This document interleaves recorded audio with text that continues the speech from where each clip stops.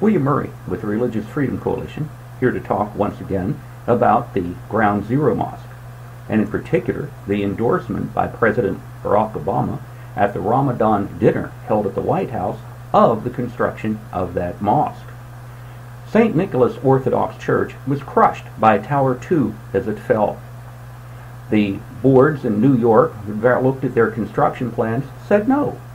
They said that it couldn't be reconstructed because it was too tall, and furthermore that it had onion domes which might be out of character in the area. However, a 15-story megamosque that will cast its shadow on Ground Zero, there appears to be no problem with that at all. Speaking of President Obama, it turns out that the front man for the mosque, Imam Feisal Abdul Rauf, has sort of vanished after it was discovered that he was on President Obama's payroll. It appears that the good imam is paid by the State Department to go to Islamic nations to talk about religion in American society. How odd.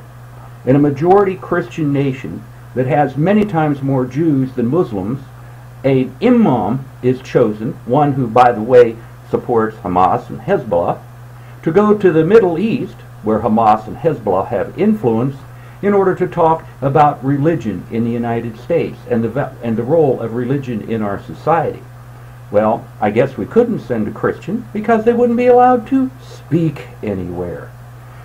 The odd thing, and what bothers me the most as the chairman of the Religious Freedom Coalition, is the number of times that I have been in the Middle East, the number of burnt-out churches that I have toured, the number of desecrated Christian cemeteries that I have seen.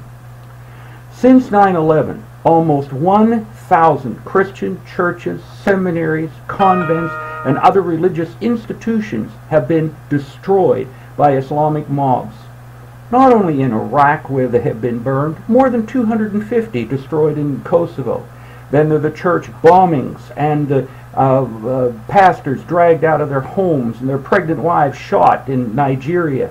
Assassinations in Pakistan, church burnings in Pakistan, Indonesia, beheadings of young teenage Christian girls. And many of these horrible events occur during the month of Ramadan, when Muslims are exhorted by radical clerics to go out of their mosques on Friday evening onto rampages into Christian communities.